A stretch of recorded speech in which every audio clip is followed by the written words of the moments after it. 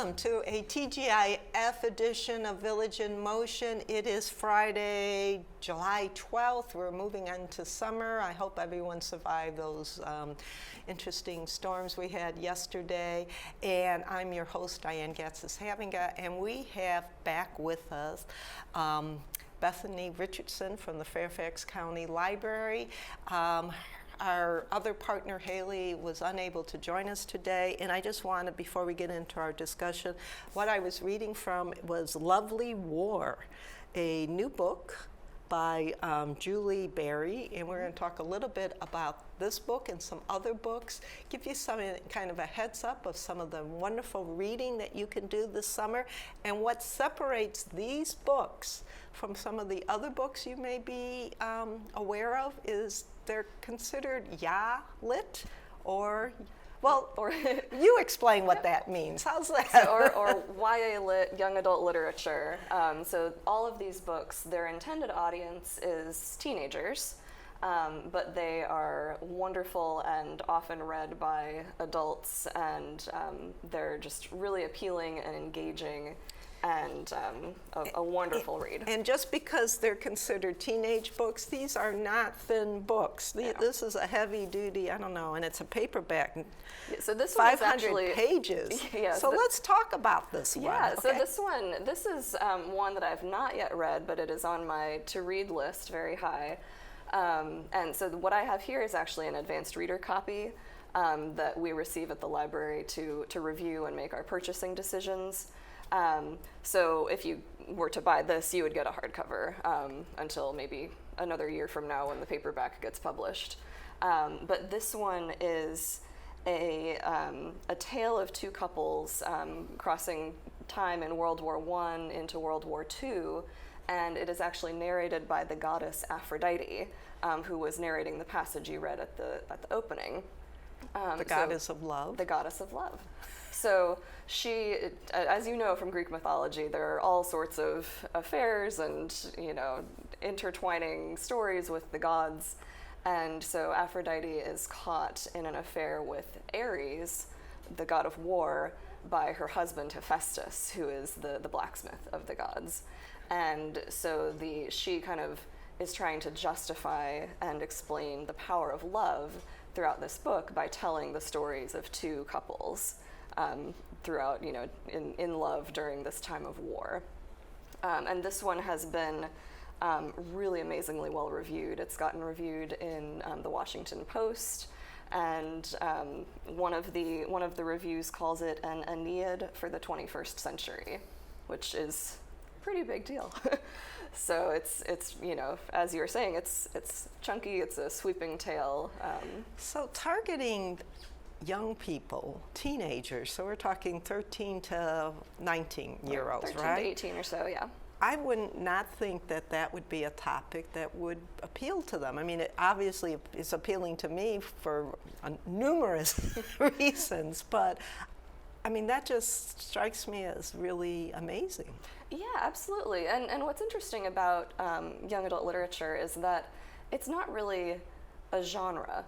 It's a category. It's an age category, and within young adult literature, you can have all sorts of genres. You can have fantasy, historical fiction, you can have nonfiction, memoirs, everything. So it's really the writing is aimed for this young audience, but it can be really anything you want it to be, and it can be incredibly sophisticated.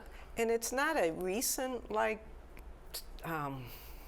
category, or has it always been around? But it just kind of came upon with this lit recently, right? Or relatively so. Yeah. It kind of the idea of teenagehood is relatively recent. It kind of was you were a kid and then you were a grown up.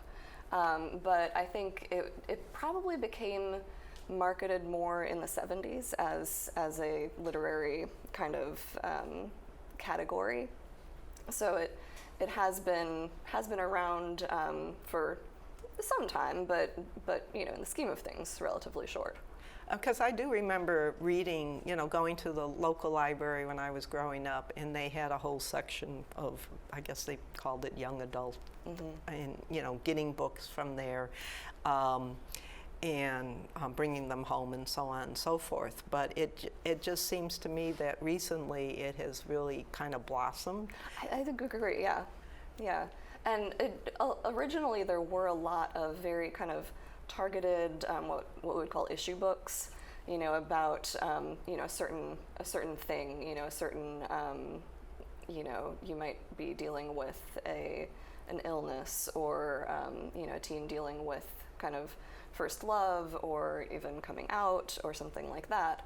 But now, when you think of literary fiction for adults, you get kind of books about life, about any sort of topic, and I think that's really becoming what's happening in young adult now too. So is there anything in the writing that kind of gears that towards young lit? I mean, if I took two books, one young lit oriented and one adult oriented, would I be able to figure out the difference, or? Sometimes the pacing is, tends to be a bit snappier in young adult literature, and the language isn't really going to be too much different unless you're, talking Dostoevsky versus something. But you still get, a lot of really interesting vocabulary and everything in young adult literature. But often the pacing and the stories will be kind of a little bit more fast-paced, because you're thinking, well, this is a teenager who might be experiencing love for the first time, or experiencing, issues of, political inequality, or things, social issues, something like that. And so you're really getting this perspective from a character who hasn't experienced something like that before. So you'll often have it just feel very, very immediate and pretty snappy.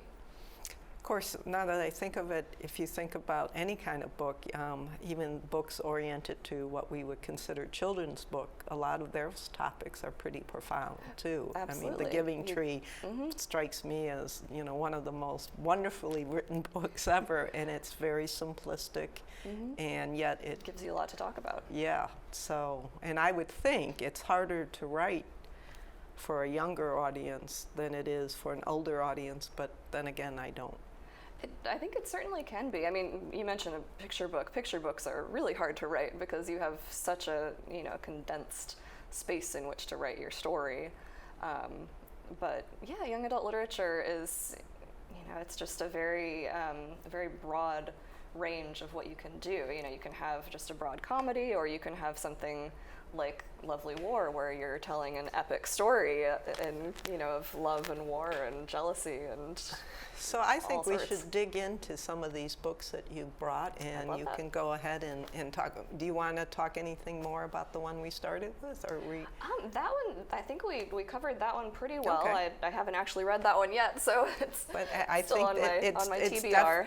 It's definitely something I'm going to look forward to. So yeah, go ahead, dive in, and let's get started. All right. So since we did some historical fiction, I'll move over to some fantasy. Okay. So this is The Call by Pater Ogelin, who's Irish, and I had to go to YouTube to figure out how to say his name. I think I got it right. So this one is really dark. It is a blend of fantasy and horror, which is outside of my usual wheelhouse, but I was actually taking a trip to Ireland in the spring, and I looked for books that were set in Ireland, and so this was one of the ones that came up, and it was also recommended by one of my other favorite young adult authors, Maggie Stiefvater, and so I thought, all right, I'm going to read this one. And if I were to watch this as a movie, I would be too scared.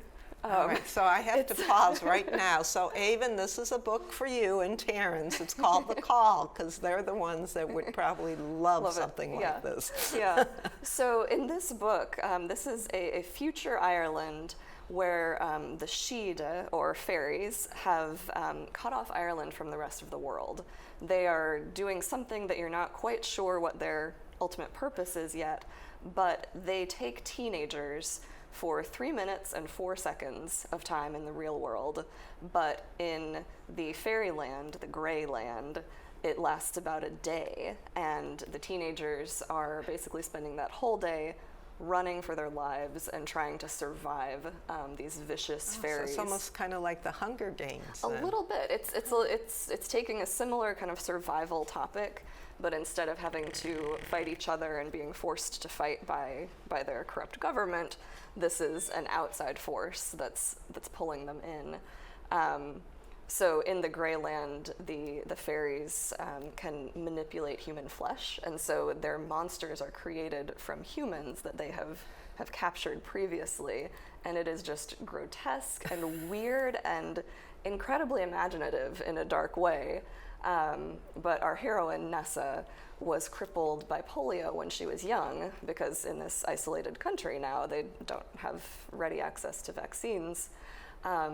Normally, they would have a pill where a teenager like that would not have to go through the ordeal of their call. But Nessa is fiercely determined, and so she goes to a survival school where they learn survival skills and training, and so she is bound and determined to survive.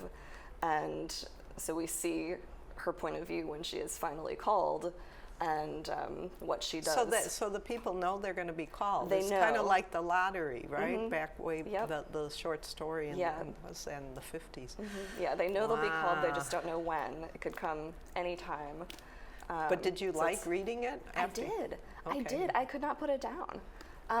It was one of those where, I think because it wasn't on the screen, I could sort of handle the darkness yes, and the you. creep factor. The creep factor. But So it's again, really good. And so the call for those of you who like that type of combination of fantasy and horror.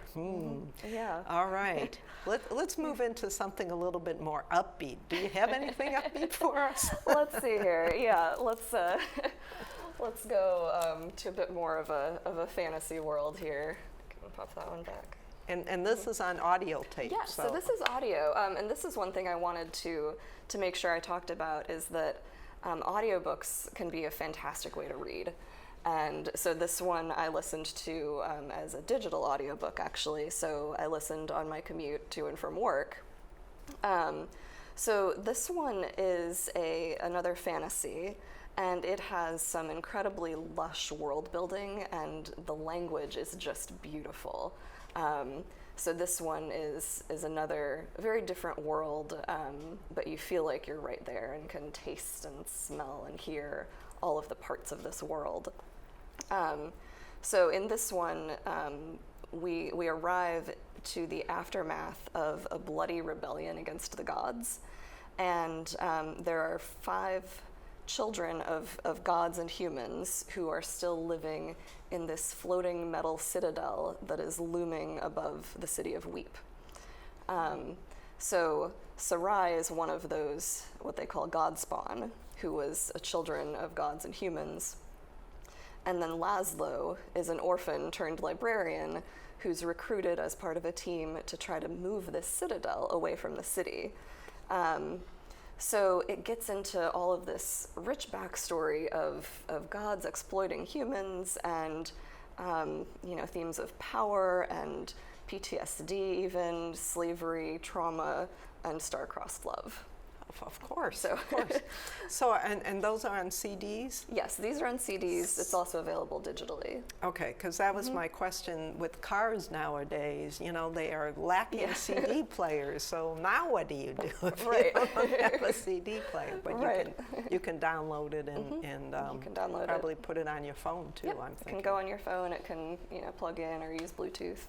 So Okay. yeah, and that one, even though it has a lot of dark themes, it's also got a lot of humor. So it starts out introducing Laszlo and telling you that he loved books and fairy tales so much he's been forever marked by them, because he had his nose broken by a volume of falling fairy tales. it brings in some little twists there. And now this one intrigues me only because it's big, and it Yes. also has the word Chicago, and so, but it's not a uplifting account of Chicago. I'm Not thinking. necessarily uplifting. Hopeful though. It certainly ends with hope, and talking about what may be able to change in the future. So this one is a nonfiction examination of the week-long Chicago race riot of 1919.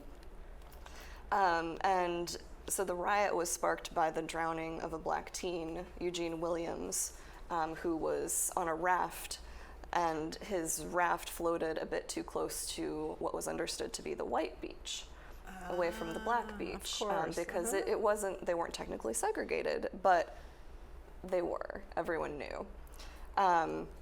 So police refused to arrest the person who threw the stones, and riots broke out. But what's really interesting about this book is that it starts and ends with the story of the riot, but then the entire middle section goes into what really had to be in place for that event to spark the riot. So it wasn't just an event out of nowhere. It went into the history of the racial tensions in Chicago, labor struggles, politics, ethnic divisions, exploitation of workers by the meatpacking barons. So it's really interesting, and I love reading history that's written for young adults because it really gets to the meat of the topics. They give lots of interesting details, but it's written in a way that's very concise and easy to follow. So I really enjoyed this one, and I also have connections to Chicago. Right. There you go. Well, it also, just your description, it seems to me that any so-called modern riots would have parallels because Absolutely. There's always something that has been lingering before that riot took Exactly. place. And it does. It connects into some of the more recent racial tensions, and talks about what lessons could be learned. So, but yeah, and it's great. You get to see all sorts of interesting, archival photographs and things like that. So it's really was very, very interesting read. All right, so moving right along, because I understand we're getting down to our last 10 minutes or so. So. Okay. Jump right in. Okay. All right. So this one's a slightly lighter. This one is a graphic novel. It's called Laura Dean Keeps Breaking Up With Me by Mariko Tamaki. And as the title suggests, it's about a girl, Freddie Riley, who keeps going back to her girlfriend, Laura Dean, even though Laura Dean is really a terrible girlfriend and keeps breaking up with her. And She writes letters to the local advice columnist, and she's detailing her, what's going on with her relationship. And through those letters, as well as the rest of the storytelling in the book, you get to see her realizing that this relationship is unhealthy, and discovering her own self-worth, the value of her friendships. And her friendships are my favorite part of this book because she's got a wonderful group of friends who don't hesitate to let her know that they think she's a little off base for blowing them off for this girl, and but they're warm and loving and ready to welcome her back once she realizes that they are what's important to her. So what I love is first the title. To me, that's such a wonderful title. It makes you want to know what's going on, right? And then just and we can talk a little bit about the fact. And look at this. Yeah. So the illustrations in this are stunning. They're in a very minimal palette. So you've got blacks, whites, grays, and then pops of this lovely kind of coral pink, and then it can be really powerful. So this is one of the reconciliation scenes. With Laura and her best friend Doodle, and it's just, it's very focused and stark. The art in this book is just amazing. So, and you call that a graphic? It's a graphic novel. A graphic novel. So it supposedly an easy, fast read. Supposedly, but not actually. They may go faster than your 500-page novel here. But you can really spend a lot of time with them, with the art, and the way the art interacts with the language and the words. So it's sort of a misunderstanding that they're easy, or for somebody who wouldn't read as well. They really take a lot of skills to understand. So did the author do the drawings, or? In this case, no. The illustrations, I don't remember if it's, let's see. There you go. You figured it would be one. Rosemary Valero O'Connell is the artist for this one. So often you do have artist and author illustrators doing the full thing, but sometimes it's a collaboration. So. Okay, yeah. very cool. Yeah. All right, what else do you have for us? Well, that's actually a good tie-in to the other graphic novel that I brought, which is called Hey Kiddo by Jarrett Krasaska. So folks might be familiar with his really, really popular Lunch Lady series of graphic novels for kids. Those were extremely popular, or his picture books, Baghead and Punk Farm. But he went a very different direction with this book. So his other materials are for children, but this is decidedly for young adults and adults. And it actually was a finalist for the National Book Award for Young People's Literature. So it's been really recognized for what kind of quality it is. So this one is a memoir in graphic form, and Jarrett Krasaska wrote and illustrated this one. He tells the story of his childhood and growing up with a mother who was addicted to heroin, and he was raised by his grandparents. So his grandparents were rough around the edges, very profane, kind of salt-of-the-earth folks, but they loved him dearly, and they helped nurture his artistic talent, sending him to cartooning classes at the local art museum, and just the story of love despite so much adversity really shines through in this one. And it features memorabilia from Jarrett's childhood. So even, his drawings and letters and, things that his mother wrote to him from jail. And even the chapter headers are using the wallpaper from his grandparents' house. So it's kind of a pineapple print, and really puts you into that time. And he also did a similar color palette with a very minimal color palette. So he's using pops of orange with his kind of blacks and gray washes. And in the back matter, he talks about the orange being from a pocket square that his grandfather was his grandfather's favorite. So the pocket square was something he remembered, and his daughter actually used the pocket square as her kind of comfort blanket throughout her childhood. So it's really personal and really just moving. So correct me if I'm wrong, graphic novels are relatively new in a sense? I mean, because I don't remember seeing that when I was a teenager. Yeah, the sort of respect for graphic novels, I think, is relatively recent. There's a historical fiction account of World War II called Mouse by Art Spiegelman, and that was one of the ones that really helped to bring graphic novels and comics into more of a literary kind of understanding of what sort of powerful works they could be. So there were some folks who really only knew superhero comics and disparaged comics somewhat because of that. But even superhero comics, a lot of them really can delve into some deep issues. So probably in the last, I don't know, since maybe the 60s, I would say they've started becoming more acclaimed and understood as literature, but it's still been a fight, and I think it's getting to be more understood and more some teachers still prefer that their students not read graphic novels, but they're absolutely reading, and it's a wonderful and actually sometimes more challenging reading experience. So we started with me reciting something, and I thought we should end with you. You had picked out a little passage, so why don't we end with that? So you want to introduce that? Yes. So this is from Bloodwater Paint by Joy McCullough, and this is a historical fiction novel told in verse, and it's based on the story of Artemisia Gentileschi, who was a female painter in early 17th century Rome.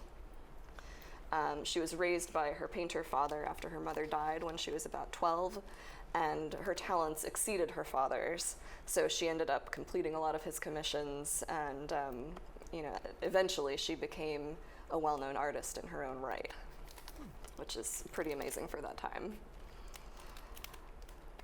Light dances on the child's curls, and whether father sees or not, the bond between the baby and his mother is perfection. 12 years with my mother were not enough, but I know how to paint the love, the source of light.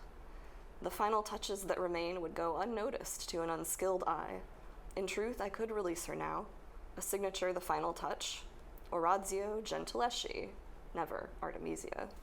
The client would be satisfied, and none would be the wiser. But I would know. Her arm is not quite right. It wraps around the baby, yet still looks flat. Father babbled out some useless nonsense when I tried to ask him how to fix the problem. I don't think he understood my question. If he cannot see the problem to begin with, how could he ever solve it? It's only a commission, doesn't even bear my name. But I'm not only painting the Madonna, I'm building a ladder, each new technique a rung.